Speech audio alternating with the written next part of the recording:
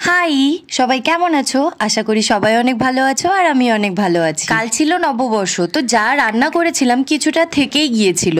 তো ভাবলাম আজকে তো রান্না সেরকম চাপ নেই, তাহলে পয়লা বৈশাখে যেই জামাগুলো কিনেছি একবার পরে দেখি সবগুলো ঠিকঠাক ফিটিংস হচ্ছে কিনা। কেন কি আজকে বাবান একটা ড্রেস চেঞ্জ করতে যাবে, তাহলে ওকে দিয়েই একেবারে পাঠিয়ে দিতাম যদি ছোট বা বড় হতো। ব্যাস সবগুলো তো ট্রাই করে নিলাম, বাট এটা ভেবো না কিন্তু পয়লা বৈশাখের, এটা কিন্তু আমার আগেরই জামা। সব ড্রেসগুলো ট্রাই তো করে নিয়েছি, এবার জামার পাহাড় হয়ে গেছে, এগুলোকে পরিষ্কার করতে হবে, প্লাস বিছানাও গোছাতে হবে। সকালবেলা স্নান করে নিয়ে একেবারে অফিসের ড্রেস পরে নিয়ে এবার চলো সমস্তটা গুছিয়ে ফেলি ঝটাপট। আমি এদিকে ড্রেসগুলো গুছাই, ততক্ষণে তোমরা আমাকে কমেন্টে জানাও তো পয়লা বৈশাখে কার কয়টা জামা হলো, আর আমার জামাগুলো কেমন হলো সেটাও কিন্তু কমেন্টে জানাতে ভুলো না। কুর্তিগুলো কিন্তু আমি কিনেছিলাম এম বাজার আর বাজার কলকাতা থেকে, যেটা তোমার গড়িয়াহাটে আছে।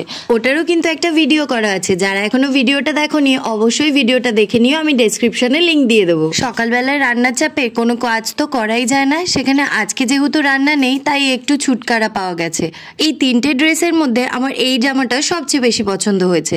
তোমরা বলো তো তোমাদের কোনটা সবচেয়ে বেশি ভালো লাগছে? আমরা মেয়েরা এখন প্রত্যেকেই কিছু না কিছু কাজের সঙ্গে যুক্ত, সে বাড়ির কাজ হোক, কোনো রকম ব্যবসা হোক বা চাকরি হোক। তাই বলে নিজেকে ভুলে গেলে কিন্তু চলবে না, সব সময়ের মাঝে নিজেকে সময় দেওয়াটা খুব ইম্পর্টেন্ট। সবাইকে ভালো রাখার জন্য নিজের সব শখ আহ্লাদ বিসর্জন দেওয়া এটা কিন্তু ঠিক নয়। আর নিজে যদি ভালো নাই থাকতে পারি অন্যকে ভালো কিভাবে রাখবো? অনেকে ভাববে হয়তো কাজ করছি বলে এই কথা বলছি, হয়তো নিজে রোজগার করি বলে এই কথা বলছি।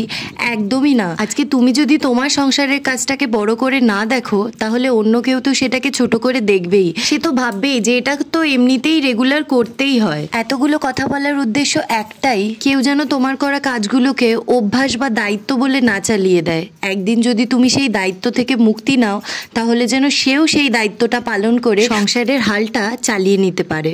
যাই হোক, তোমাদের সাথে কথা বলতে বলতে আমার কিন্তু প্রায় সমস্ত কিছু গোছানো কমপ্লিট। এবার বিছানাটাও ঝেড়ে নিলাম। বৈশাখ মাস পড়তে পারলো না, আর এত গরম বেড়ে গেছে যে আর পারা যাচ্ছে না। কোনো কাজ করতে গেলেই একদম ঘেমে নিয়ে স্নান হয়ে যাচ্ছি।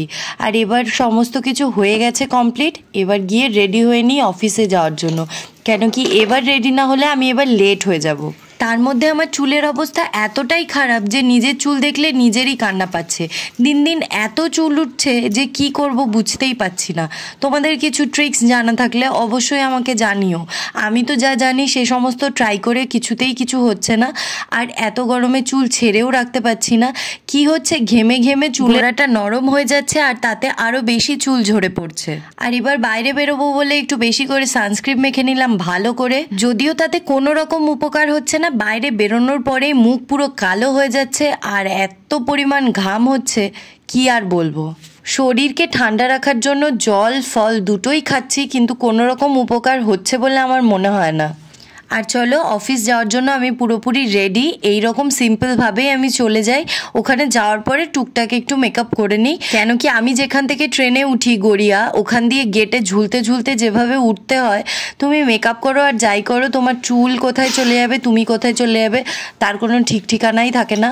প্রত্যেক দিন রীতিমতো একটা যুদ্ধ করে আমি অফিস যাই। পুরো দিনের এনার্জি আমার ওখানেই শেষ হয়ে যায়। ও একটা জিনিস বাদ দিয়ে দিয়েছি, এটা তো গরমকালে না দিয়ে বেরোনোই যায় না। আর কিছু কিছু মানুষকে এটা আমি ভীষণভাবে রেকমেন্ড করছি, যারা বাসে উঠে হাতটা তুলে দাঁড়িয়ে থাকে, এদিকে পারফিউম ইউজ করে না, তাদের জন্য আমাদের প্রবলেম হয়, সেটা কি তারা বুঝতে পারে না? যাই হোক, চলো এবার ছাদে উঠে জামাটা মেলে নিই, তাহলেই আমার সমস্ত কাজ কমপ্লিট।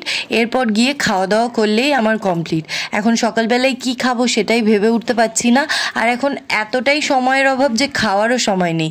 তারপর ভাবলাম ফট করে কি খাওয়া যাবে, ছাতুর শরবত করে নিলে খুব তাড়াতাড়ি হয়ে যাবে।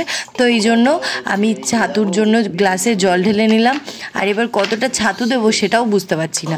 তারপর বাবানকে জিজ্ঞেস করছি, তুমি যেদিন আমি ছাতুর শরবত খাই সেদিন কতটা মেশাও? আর আমি ছাতুর শরবত সিম্পল আখের গুড় দিয়ে খাই। এটা কিন্তু শরীরের পক্ষে খুবই ভালো, এই গরমে তো ভীষণই ভালো। আর ছাতুর শরবতটা কিন্তু অনেকক্ষণ পেটে থাকে। আমি দুপুরবেলা একটার সময় লাঞ্চ করি, ততক্ষণ আমার আর খিদে টিদে কিন্তু কিছু পায় না। তো এই দেখো আমি এখানে আখের গুড় দিয়ে দিচ্ছি, আর এবার বাবানও ছাতুর শরবতটা ঘুলিয়ে দিচ্ছে। আর আমি খেয়ে জাস্ট ব্যাগ নিয়ে এবার বেরিয়ে যাব। সব কিছু আমার হয়ে গেছে কমপ্লিট।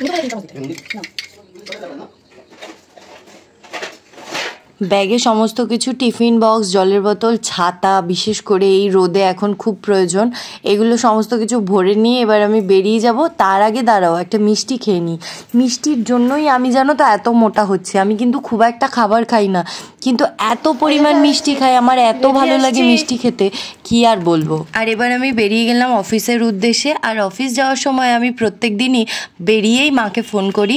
তো ওই কিছুক্ষণ 15-20 মিনিট মতো আমাকে হাঁটতে হয়, হাঁটার পরে তারপরে অটো ধরতে হয়, তারপর ট্রেন। তো কিছুক্ষণ আমি মায়ের সাথে সেই টাইমটাতে গল্প করে নিই। আর ট্রেনে কিছুটা যুদ্ধ করার পর তারপর আমি একটু ঠিকঠাক করে দাঁড়াতে পেরেছি। আর এবার ট্রেন থেকে নেমে ছুটতে ছুটতে আমি যাচ্ছি অফিস। তো আমি তো অফিস যাচ্ছি, তাহলে চলো আজকের মতো ভিডিওটা এখানেই শেষ করছি। টাটা।